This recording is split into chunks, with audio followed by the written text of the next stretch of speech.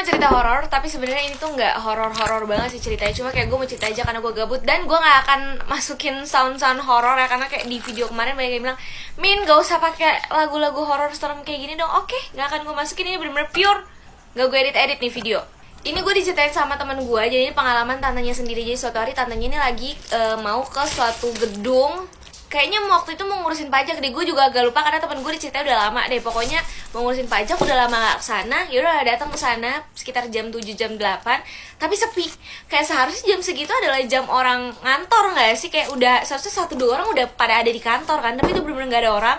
Dan lampunya tuh mati, jadi bener-bener cuma ada cahaya dari luar aja gitu, bener-bener mati. Tapi tantenya gak berpikir yang aneh-aneh atau gimana, karena mungkin aja ada yang habis ultah gitu semalam, terus kayak pada ketiduran semua karena habis party semalaman di warung wow live musik. Nggak dong, tapi kayak mungkin aja nggak sih, kayak tantenya sangat-sangat positive thinking. Masuk ke gedung, tantenya langsung naik lift, pencet lantai paling atas karena kantornya di lantai paling atas. Kita umpamain aja di lantai 15. Nah sebelum sampai lantai 15, tiba-tiba tuh liftnya berhenti di lantai 9. Pas kebuka liftnya tuh bener-bener langsung lorong dan gelap banget. Di situ nggak ada cahaya sama sekali, bener-bener lorong gelap. Terus tantenya bingung kayak, ini lift berhenti kan kalau ada yang mencet, ini bener-bener nggak ada orang sama sekali. Di situ udah mulai nggak enak. Yaudah akhirnya tantenya tutup lagi liftnya, naiklah sampai ke lantai 15. Sampailah di lantai 15, tantenya turun. Terus itu keadaan sepi dan ada satu cowok mas-mas nih lagi beresin barang, kayak masukin barang ke dus-dus, kayak nggak tahu kurir nggak tahu OB deh pokoknya. Ditanyalah ke mas-mas ini kan tantenya, Mas ini kantornya udah tutup atau emang belum buka atau gimana? Terus masnya bilang